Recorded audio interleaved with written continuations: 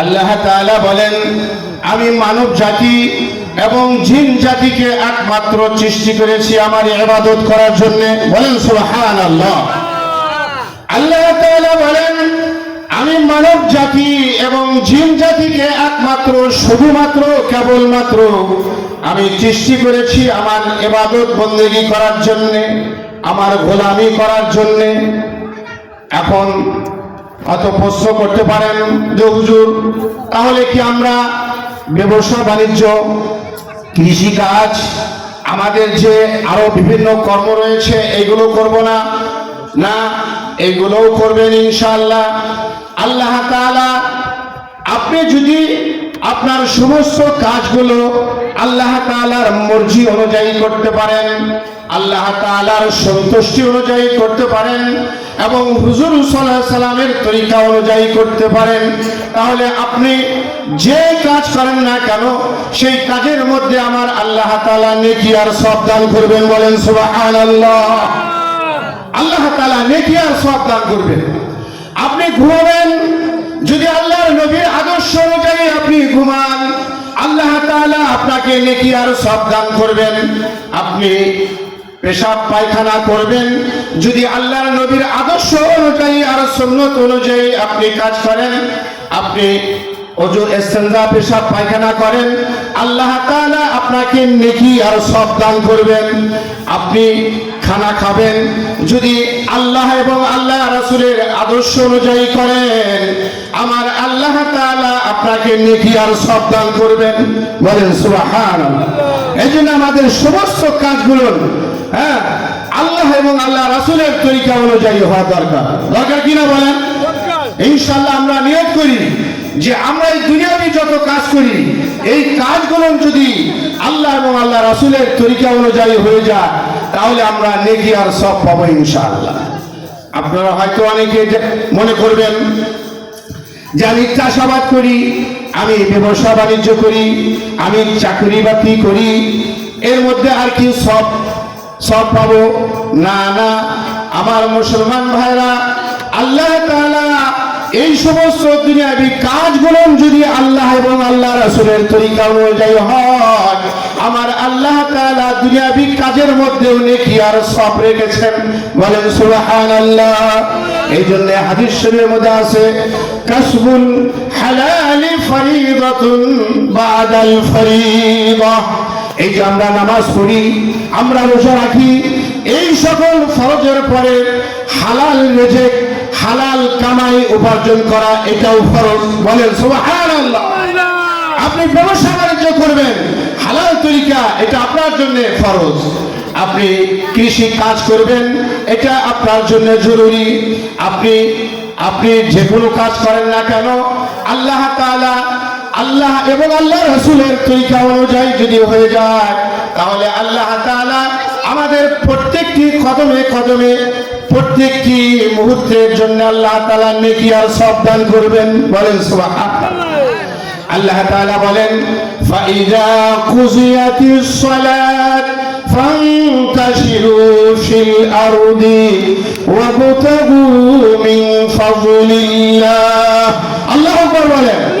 আমার আল্লাহ তাআলা বলেন, আমার বান্দা তোমরা শোনো, তোমরা যখন নামাজ থেকে ফারেগ হও, বিশেষ করে জুমার নামাজ থেকে তোমরা ফারেগ হও, তোমরা জমিনের মধ্যে বিচরণ করো এবং আমি আল্লাহ তাআলা তোমাদের জন্য যে অনুগ্রহ রেখেছি সেইগুলো তোমরা তালাশ করো।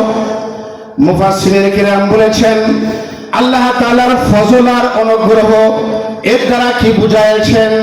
এর দ্বারা বুঝাইছেন হালাল তরিকায় উপার্জন। বলেন সুবহানাল্লাহ।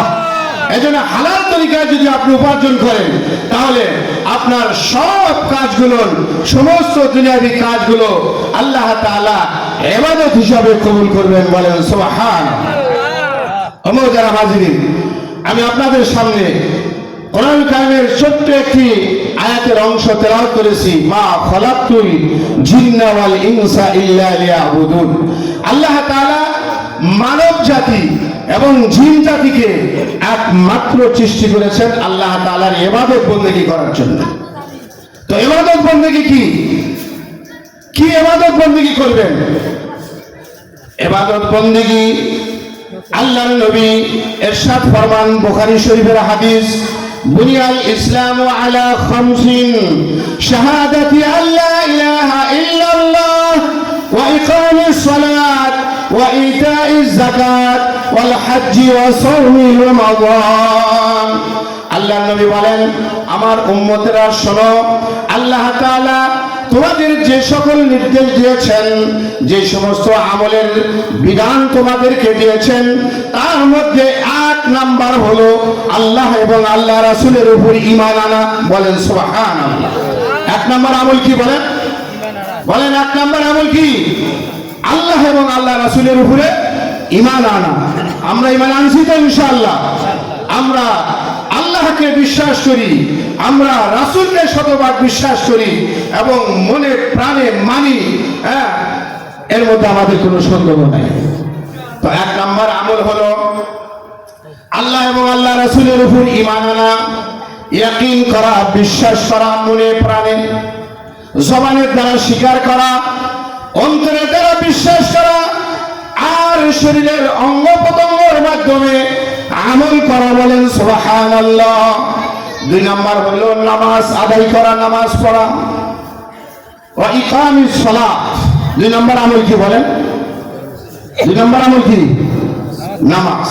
একজন মানুষ মুসলমান হওয়ার পরে, একজন মানুষ ঈমান আনার পরে, তার উপর সর্বপ্রথম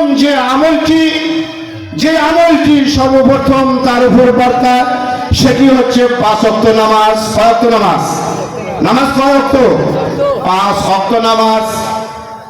এমনটি নয় যে আপনি 2 ওয়াক্ত নামাজ পড়বেন আর 3 ওয়াক্ত পড়বেন না, না না। আপনি 3 ওয়াক্ত নামাজ পড়বেন, 2 ওয়াক্ত নামাজ পড়বেন না, না, এমনটি নয়। আমার আল্লাহ তাআলা 5 ওয়াক্ত নামাজ ফরজ করেছেন, 5 ওয়াক্ত নামাজই পড়তে হবে। কয় ওয়াক্ত নামাজ পড়তে হবে? 5 ওয়াক্ত নামাজ পড়তে হবে। আপনারা জানেন যে আল্লাহ তাআলা আমাদের নবী মুহাম্মদুর রাসূলুল্লাহ সাল্লাল্লাহু আলাইহি ওয়াসাল্লামকে সবচেয়ে বেশি সম্মানিত করেছেন এবং মেরাজের মাধ্যমে আল্লাহ তাআলা আমাদের নবীকে সর্বোচ্চ মাকাম দান করেছেন। বলেন সুবহানাল্লাহ। সমস্ত নবীদেরকে আল্লাহ তাআলা যে মাকাম এবং মর্যাদা দিয়েছেন, তার চেয়ে 1000 গুণে আমাদের নবীকে আল্লাহ তাআলা মাকাম আর মর্যাদার সম্মান দিয়েছেন। তো যে সমস্ত বিষয়ে আমাদের নবীকে সম্মানিত করেছেন, তার মধ্যে বিশেষ একটি বিষয় হলো আল্লাহ তাআলা আমাদের নবীকে আরশে আজিমে ডেকে নিয়ে বিশেষ সম্মানিত করেছেন এবং 5 ওয়াক্ত নামাজ ফরজ করেছেন। বলেন সুবহানাল্লাহ। আপনারা শুনেছেন যে সমস্ত হুকুমগুলো আল্লাহ তাআলা হযরত জিবরাইল আলাইহিস সালাতু ওয়াস সালামের মাধ্যমে নবী এবং রাসূলদের উপর নাযিল করেছেন, কিন্তু নামাজ এমনটি নয়। আমার আল্লাহ তাআলা হুজুর সাল্লাল্লাহু আলাইহি সাল্লামকে আরশে আজিমে ডাকিয়া 5 ওয়াক্ত নামাজ ফরজ করে দিয়েছেন। এজন্য আমরা সবাই 5 ওয়াক্ত নামাজ পড়ব তো ইনশাআল্লাহ। 5 ওয়াক্ত নামাজ হাদিস শরীফের মধ্যে আছে, আউয়ালু মা ইউহাসাবু বিহিল আবদু ইয়াউমাল কিয়ামাতি আস-সালাহ। আল্লাহ নবী বলেন, আমার উম্মত শোনো, কিয়ামতের দিন তোমার অন্য কোনো আমলের হিসাব আগে নেওয়া হবে না, তোমার রমজানের হিসাব আগে নেওয়া হবে না, হজ যাকাতের হিসাব আগে নেওয়া হবে না। সর্বপ্রথম যে আমলের হিসাব নেওয়া হবে সেটি হচ্ছে নামাজ। বলেন সুবহানাল্লাহ। সর্বপ্রথম নামাজের হিসাব নেওয়া হবে। আউয়ালু মা ইউহাসাবু বিহিল আবদু ইয়াউমাল কিয়ামাতি আস-সালাহ। কিয়ামতের ময়দানে আল্লাহ তাআলা সর্বপ্রথম নামাজের হিসাব নেবেন। যে ব্যক্তি নামাজের হিসাব সঠিকভাবে দিতে পারবে, আল্লাহ তাআলা তার জন্য সব জায়গায় আসান করে দিবেন, সব জায়গায় তার জন্য হিসাব সহজ হয়ে যাবে। বলেন সুবহানাল্লাহ। আর নামাজের হিসাব যদি আমরা না দিতে পারি, নামাজের হিসাব দিতে গিয়ে যদি আমরা আটকে যাই, তাহলে আমরা সব জায়গায় আটকে যাব। আমাদের হিসাব কি হবে? হিসাবের মধ্যে কঠোরতা হবে, আমরা হিসাব দিতে পারবো না। এই জন্য মুহতারাম হাজিরিন, আমরা 5 ওয়াক্ত নামাজ পড়বো ইনশাআল্লাহ। বলেন ইনশাআল্লাহ 5 ওয়াক্ত নামাজ পড়বো। এবং এই নামাজ কোথায় গিয়ে পড়বো? আল্লাহর ঘর মসজিদে গিয়া পড়বো। আল্লাহর ঘর কি? মসজিদে গিয়া পড়বো। হাদিস শরীফের মধ্যে আছে, আল্লাহর নবী ইরশাদ ফরমান, যে ব্যক্তি 5 ওয়াক্ত নামাজ তাকবীরের সাথে 40 দিন আদায় করবে, আল্লাহ তাআলা তাকে 2টি পুরস্কার দান করবেন। বলেন সুবহানাল্লাহ। কয়টি পুরস্কার দান করবেন? 2টি পুরস্কার দান করবেন। আবার শোনেন, যে ব্যক্তি 5 ওয়াক্ত নামাজ তাকবীরের সাথে 40 দিন আদায় করবে, আল্লাহ তাআলা তাকে 2টি পুরস্কার দান করবেন। তার মধ্যে 1 নাম্বার পুরস্কার হলো আল্লাহ তাআলা তাকে জাহান্নাম থেকে মুক্তি দান করবেন। বলেন সুবহানাল্লাহ। আচ্ছা বলেন, জাহান্নাম থেকে যদি আল্লাহ তাআলা আমাদেরকে মুক্তি দান করেন, আমাদেরকে বাঁচায়া দেন, আমাদের আর কোনো সমস্যা আছে? আর কোনো টেনশন আছে? বলেন আর কোনো টেনশন আছে? নাই। এজন্য একমাত্র নামাজই পারে মানুষকে জাহান্নাম থেকে বাঁচাইতে, একমাত্র নামাজই পারে মানুষকে জান্নাতে পৌঁছাইতে। বলেন সুবহানাল্লাহ। এজন্য নামাজের বিকল্প নাই। নামাজ না পড়া জান্নাতে যাওয়ার আশা করা বোকামি। নামাজ না পড়া জান্নাতে যাওয়ার আশা করা বোকামি। নামাজ পড়তে হবে। আল্লাহ তাআলা 5 ওয়াক্ত নামাজ ফরজ করে দিয়েছেন। তো 40 দিন যদি আল্লাহর কোন বান্দা তাকবীরের সাথে 5 ওয়াক্ত নামাজ আদায় করে, দ্বিতীয় পুরস্কার হলো আল্লাহ তাআলা তাকে মুনাফিকের দফতর থেকে নাম কাটিয়ে দিবেন। বলেন সুবহানাল্লাহ। মুনাফিক তারা জাহান্নামী। মুনাফিকরা কি? জাহান্নামী। তো 5 ওয়াক্ত নামাজ তাকবীরের সাথে মুনাফিকরা আদায় করে না। মুনাফিকরা আদায় করে না। মুনাফিকরা মানুষকে দেখানোর জন্য মাঝে মাঝে নামাজ পড়ে, মাঝে মাঝে পড়ে না। হ্যাঁ, মসজিদে গেলেও ওই পিছনে দাঁড়ায় তাকবীরের সাথে। হ্যাঁ, সাফে আউয়াল প্রথম কাতারে ওদেরকে পাওয়া যাবে না। এই জন্য 40 দিন মুনাফিকরা 40 দিন তাকবীরের সাথে নামাজ পড়তে পারে না। একমাত্র মুমিন মুসলমান তারাই 5 ওয়াক্ত নামাজ তাকবীরের সাথে সাফে আউয়ালে প্রথম কাতারে গিয়ে আদায় করতে পারে। এজন্য আমরা এই আমল করবো তো ইনশাআল্লাহ। বলেন ইনশাআল্লাহ। 5 ওয়াক্ত নামাজ আল্লাহর ঘর মসজিদে গিয়া তাকবীরের সাথে আদায় করবো। ঠিক আছে তো ইনশাআল্লাহ? ইনশাআল্লাহ। নামাজের আরো অনেক ফজিলত আছে। নামাজের আরো অনেক ফজিলত আছে। হাদিস শরীফের মধ্যে আছে, আল্লাহর নবী ইরশাদ ফরমান, যে ব্যক্তি গুরুত্ব সহকারে ইহতিমামের সাথে 5 ওয়াক্ত নামাজ পড়বে, আমার আল্লাহ তাআলার ওয়াদা, আমার আল্লাহ তাআলা তাকে নিজ জিম্মায় জান্নাতে পৌঁছায় দিবেন। বলেন সুবহানাল্লাহ। বলেন 5 ওয়াক্ত নামাজ যে ব্যক্তি গুরুত্ব সহকারে আদায় করবে, নামাজের প্রতি যে ব্যক্তি যত্নবান হবে, আমার আল্লাহ তাআলা তাকে যত্ন সহকারে জান্নাতে পৌঁছায় দিবেন আল্লাহ তাআলা নিজ জিম্মায়। বলেন সুবহানাল্লাহ। আল্লাহ নবী বলেন, আর যে ব্যক্তি নামাজের প্রতি গুরুত্ব দিবে না, গুরুত্ব সহকারে নামাজ পড়বে না, আমার আল্লাহ তাআলা তার কোনো জিম্মাদারি নেবেন না। আল্লাহ তাআলা তাকে মাফ করতেও পারে, মাফ নাও করতে পারে। এই জন্য মুহতারাম হাজিরিন, আমরা ইনশাআল্লাহ 5 ওয়াক্ত নামাজ পড়বো তো ইনশাআল্লাহ। 2 নাম্বার হলো, 3 নাম্বার হচ্ছে ওয়া ইকামিস সালাত ওয়া ইতাইজ যাকাত। যাকাত আদায় করা এটা ইবাদত। আমি বলতেছিলাম যে ইবাদত নিয়ে কিছু কথা বলবো। আর একটি ইবাদত হলো যাকাত আদায় করা। মনে রাখবেন, ইবাদত 2 প্রকার, শারীরিক ইবাদত, আরেকটি হলো মালি ইবাদত। ইবাদত কয় প্রকার?